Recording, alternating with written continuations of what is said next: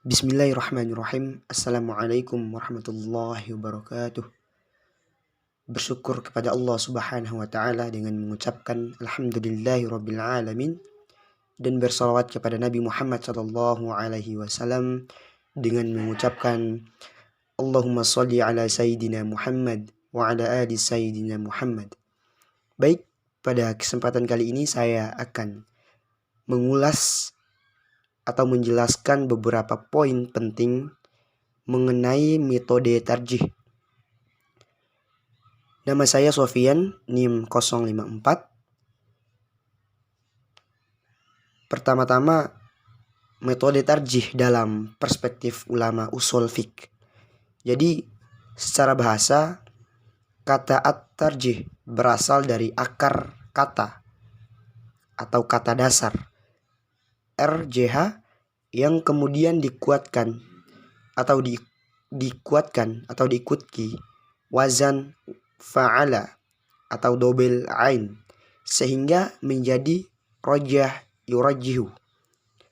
12 isharqi tarjih yang memiliki arti memberikan penguatan kepada yang lain sehingga menjadi kuat.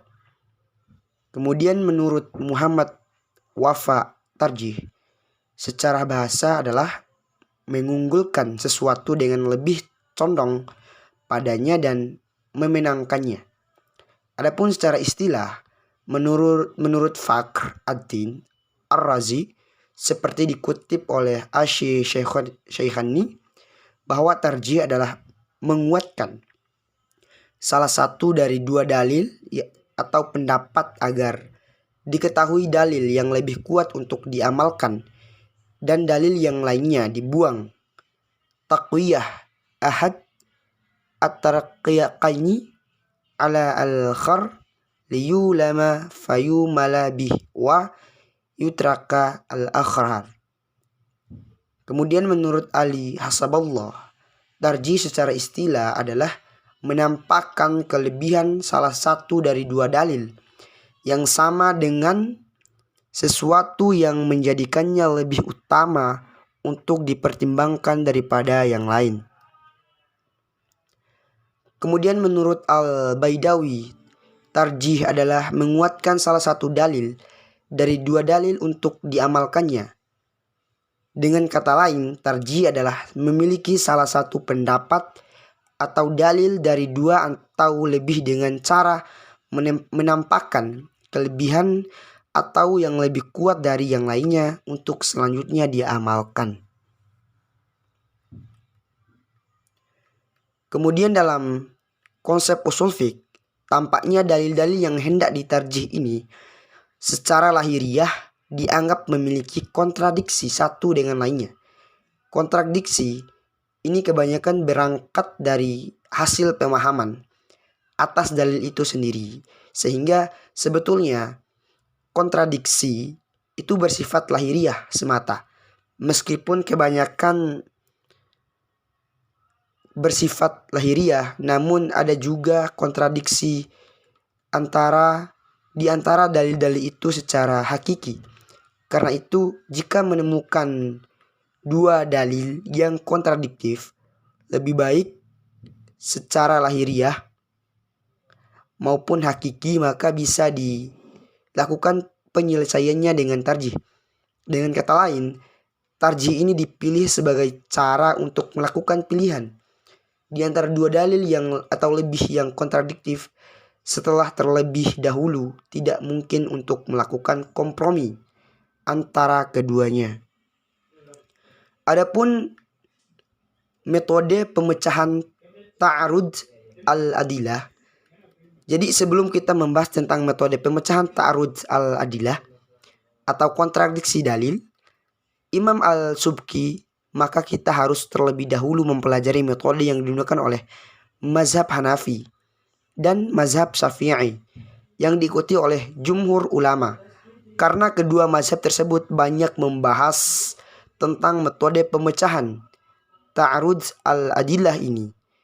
Di samping itu, Imam al-Subki juga termasuk penganut mazhab Syafi'i dalam menghadapi pertentangan antara dua dalil secara zahir perlu diambil cara penyelesaiannya sehingga dapat menghilangkan pertentangan tersebut. Ulama mazhab Hanafi mengemukakan 4 metode penyelesaian yang ditempuh secara berurutan. Namun di sini saya mengambil 3 saja. Yang pertama ada nasak. Jadi secara bahasa nasak mengandung 2 pengertian. Pertama, nasak berarti penghapusan atau peniadaan. Kedua, nasak berarti pemindahan dari suatu keadaan kepada keadaan lain. Secara istilah, ada 2 definisi nasak yang dikemukakan para ahli usul fiqh.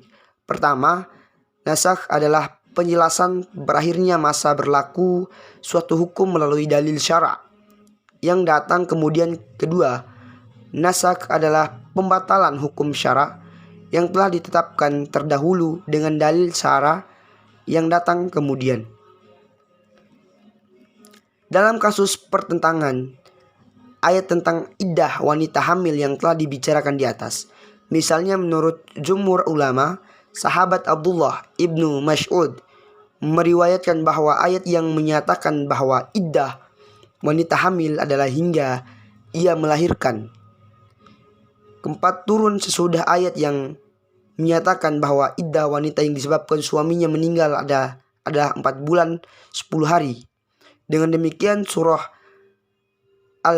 At-Talaq ayat 4 ini menasak atau membatalkan hukum yang terkandung dalam surah Al-Baqarah ayat 234. Kemudian kedua, itu ada tarjih.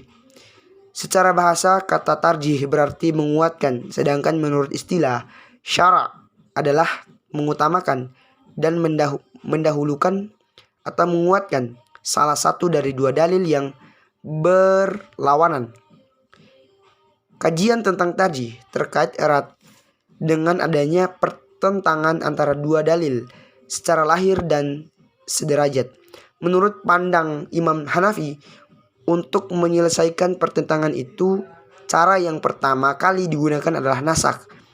Tarjih ini dilakukan jika memungkinkan, seperti menguatkan ayat mahkam, nas yang jelas maknanya dan tidak mengandung takwil atas ayat mufassar, nas yang telah dijelaskan secara rinci dan tidak dapat ditakwil dengan yang lain. Menguatkan ayat ibarah atau nas yang dipahami bentuknya dengan cepat atas ayat isyarah, nas yang tidak segera dipahami katakannya.